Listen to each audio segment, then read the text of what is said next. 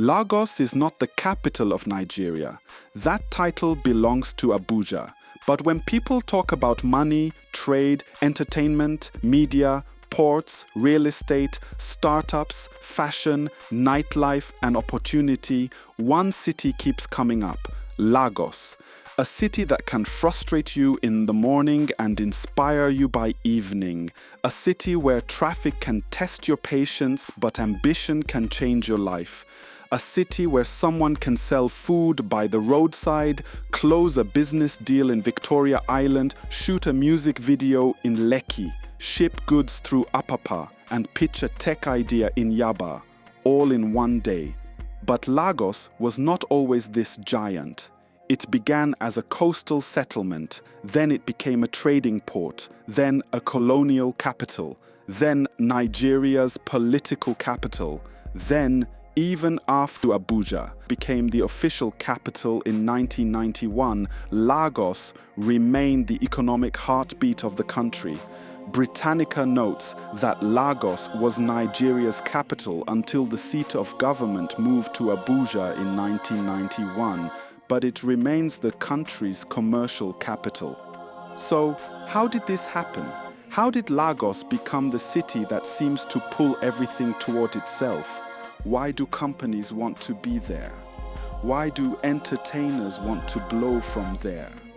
Why do millions of Nigerians keep moving there, even when the city is expensive, crowded, and stressful? This is the story of how Lagos became Nigeria's economic capital. To understand Lagos, you must first understand its location. Lagos sits on Nigeria's southwestern coast by the Atlantic Ocean, with a lagoon system that made it naturally connected to water, trade, and movement. Before skyscrapers, banks, ports, bridges, and traffic jams, Lagos was shaped by water. The lagoon, the creeks, the Atlantic coastline, the islands, the mainland. This geography gave Lagos something powerful: access. Access to the sea, access to inland trade routes, access to people, access to goods, and later access to the global economy. In simple terms, Lagos was positioned like a gateway. Goods could come in, goods could go out, people could arrive, people could leave, ideas could enter, money could move. This is why the story of Lagos is not just a story of buildings and population, it is a story of location. Many cities become powerful because of where they are. New York had its harbor, London had the River Thames, Dubai had its trading position, and Lagos had the Atlantic coast, the lagoon, and its link to the Nigerian hinterland. Long before it became a modern megacity, Lagos was already positioned for trade, and trade is one of the oldest roads to power. Before the name Lagos became famous, the area was known to many as Eko. Its early history is linked to the Awori people, Yoruba communities, and the influence of the Benin Kingdom. Like many old African coastal settlements, Lagos was not just one thing. It was a place of fishing, a place of settlement, a place of culture, a place of political influence, and eventually a place of trade. By the 19th century, Lagos had become more important because of its role in coastal commerce. Trade, both legal and illegal, shaped the city's growth. The slave trade was part of that painful history. But after British pressure against the transatlantic slave trade, Lagos became increasingly tied to so-called legitimate commerce, including palm oil and other goods. The port mattered, the waterways mattered, the market mattered. And because Lagos connected the coast to inland territories, it became a place where local power and foreign interests met. That combination made Lagos attractive, but also vulnerable. Because wherever trade becomes powerful, politics usually follows. In 1861, Lagos was annexed by the British. By 1862, it became a British colony. Britannica records that Lagos was governed as a British crown colony and later became part of wider colonial administrative structures before becoming capital of the colony and protectorate of Nigeria in 1914. This was one of the turning points in the city's economic rise. British colonial control changed Lagos. It became more deeply connected to imperial trade. It became a port city under colonial administration. It attracted merchants, clerks, missionaries, returnees, civil servants, and professionals. It developed new institutions. It became more cosmopolitan. People came from different backgrounds: Yoruba communities, Brazilian returnees, Sierra Leonean returnees, Europeans, traders from other parts of West Africa, and migrants from the Nigerian interior. This mixture gave Lagos a character that still exists today. Lagos became a city of movement, a city of hustle, a city of strangers trying to become insiders, a city where language, culture, money, ambition, and survival kept mixing. The colonial economy was not built for the benefit of Nigerians. It was designed mainly to serve British interests. But in the process, Lagos gained something that would shape its future: infrastructure, administrative importance, and commercial centrality. Ports, roads, rail connections, warehouses, government offices, commercial firms, banks, schools, newspapers, courts. All of these made Lagos more than a town. It became a center. And once a city becomes a center, it starts pulling everything toward itself. If there is one major reason Lagos became economically powerful, it is the port. Ports are not just places where ships stop. Ports create cities. They bring goods, they bring jobs, they bring customs revenue, they bring transport companies, they bring warehouses, they bring banks, they bring insurance companies, they bring clearing agents, they bring traders, they bring corruption too sometimes. But above all, ports bring economic gravity. Lagos became Nigeria's major maritime gateway. The development of the port helped connect Nigeria's exports and imports to the wider world. Historical research on the port of Lagos describes its development from the 19th into the early 20th century as a major part of its rise as West Africa's leading port. Think of the economic chain around a port. A ship arrives. Goods are offloaded, customs clears them, trucks move them, warehouses store them, banks finance the transactions, traders buy them, markets distribute them, consumers use them. Every single step creates business. That is how a port feeds a city. And Lagos did not just have a port, it had a port connected to Nigeria's biggest consumer market. As Nigeria's population grew, Lagos became the door through which many goods entered. Electronics, cars, clothing, machinery, building materials, food items, industrial goods, consumer products. The port economy helped Lagos become a city where commerce never sleeps. Even today, when you hear Apapa, tin can, clearing, containers, demurrage, trucks, customs, and shipping, you are hearing the language of Lagos's economic engine. The port made Lagos powerful, but the port also gave Lagos some of its biggest problems: congestion, traffic, delays, bad roads, high costs, stress. But despite all these problems, the pull of Lagos remained strong because the economic opportunities were too important to ignore. Another major reason Lagos became economically dominant is that it was once Nigeria's political capital.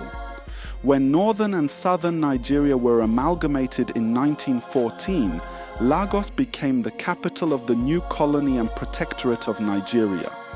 Britannica identifies Lagos as the capital after the 1914 amalgamation and later as Nigeria's capital until the move to Abuja in 1991. This matters because political capital often creates economic capital. When government is in a city, money follows. Civil servants move there, diplomats move there, foreign missions move there, contractors move there, law firms move there, hotels grow, restaurants grow, schools grow, printing presses grow, media houses grow, transport networks grow, banks open branches, companies want offices nearby. And because Lagos was the seat of power, it attracted people who wanted to be close to decisions. For decades, Lagos was where national politics, business, media, and culture met. Independence celebrations happened there. Major speeches happened there. National newspapers operated there. International visitors passed through there. Government ministries and agencies were there. Business leaders needed to be there.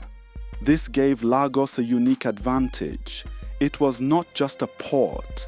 It was not just a market. It was not just a city. It was the command center of Nigeria. And when Nigeria became independent in 1960, Lagos was already ahead. The city had the infrastructure, the visibility, the institutions, the commercial culture, the human capital, the media presence, the port, the political power. So even when Abuja later became the official capital, Lagos had already built too much economic momentum to be replaced. In 1991, Nigeria officially moved its capital from Lagos to Abuja. The reason was understandable.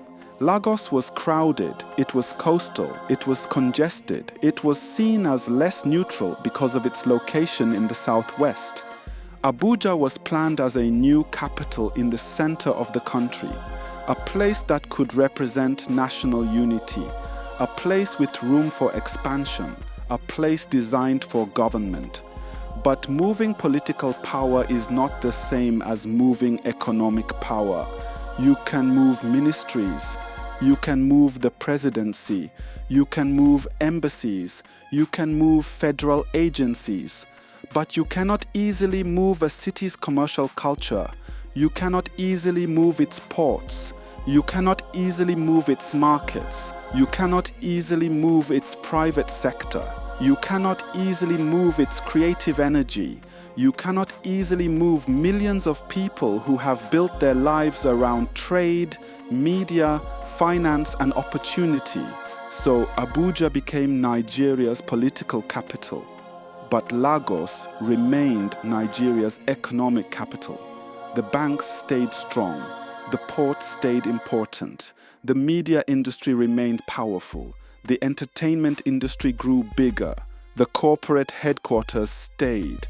The informal economy expanded, and Lagos continued to behave like the city where Nigeria comes to chase money. One of the reasons Lagos remains powerful is finance. Many of Nigeria's biggest banks, insurance firms, investment companies, law firms, advertising agencies, and corporate headquarters have strong roots or major operations in Lagos. Lagos Island, Marina, Victoria Island, Ikoyi, and later Lekki became places associated with business power. This is where deals are made, loans are negotiated, campaigns are launched, properties are bought, contracts are signed, investments are pitched, brands are built. Money does not only move through banks in Lagos, it moves through markets, through real estate, through imports, through tech, through entertainment, through transport, through food, through fashion, through construction, through the informal economy. This is one of the most important things about Lagos. Its economy is not only in glass buildings, it is also in Balogun Market, Computer Village, Alaba International Market, Mile 12, Oshodi, Trade Fair, Ladipo, Idumota. Everywhere you look, someone is buying, selling, moving, fixing, negotiating, producing, or reselling. That is why Lagos feels different. It is not just a city with businesses. The city itself behaves like a business. Then came another layer of power, culture. Lagos became Nigeria's entertainment capital. Nollywood grew with Lagos as one of its major production and distribution centers. The music industry found a home there. Radio stations, TV stations, record labels, advertising agencies, fashion brands, comedians, influencers, and content creators all found oxygen in the city. For many Nigerian artists, Lagos is not just a location, it is a test. If you can break into Lagos, you can reach the country. And if you can reach the country, you may reach Africa. And if you reach Africa, the world may start paying attention. This is why Lagos became so important to Afrobeats. Artists come from Benin, Port Harcourt, Kaduna, Jos, Abuja, Ibadan, Enugu, Warri, and other cities. But many eventually pass through Lagos because the industry structure is there. Studios, video directors, media houses, clubs, promoters, managers, influencers, brands, radio, TV, streaming conversations, press, everything connects. Lagos sells culture, and culture brings money, music videos, concerts, brand endorsements, film premieres, comedy shows, fashion weeks, content studios, influencer campaigns. This is the new economy of Lagos, the economy of attention, and Lagos knows how to get attention. In more recent years, Lagos has added another identity, Tech Hub. Yaba became known as one of the centers of Nigeria's startup ecosystem. Fintech companies, software developers, digital agencies, payment platforms, e-commerce companies, and young founders began building from Lagos. Why Lagos? Because the market is there. The talent is there. The investors are more likely to look there. The banks are there. The media is there. The customers are there. The problems are there too. And in technology, problems can become business opportunities. Payments, transport, logistics, housing, food delivery, entertainment, education, small business tools. Lagos provides the pressure that forces innovation. The city is difficult, but that difficulty creates ideas. How do you move faster? How do you pay easier? How do you sell online? How do you reach customers? How do you deliver goods? How do you survive traffic? How do you manage rent? How do you scale a business in chaos? These are Lagos questions, and many Nigerian startups are trying to answer them. This has made Lagos not only a traditional commercial center, but also a digital economy center. But above everything else, the real power of Lagos is people. People built Lagos. People keep Lagos alive. Every day, millions wake up early and join the race. The banker, the trader, the bus driver, the tailor, the producer, the software developer, the mechanic, the artist, the food seller, the cleaner, the lawyer, the student, the photographer, the market woman, the dispatch rider, the content creator, the landlord, the tenant, the dreamer. Lagos is not easy, rent is high, traffic is exhausting, flooding is a problem, infrastructure is stretched, inequality is visible. Many people are struggling, but people still come.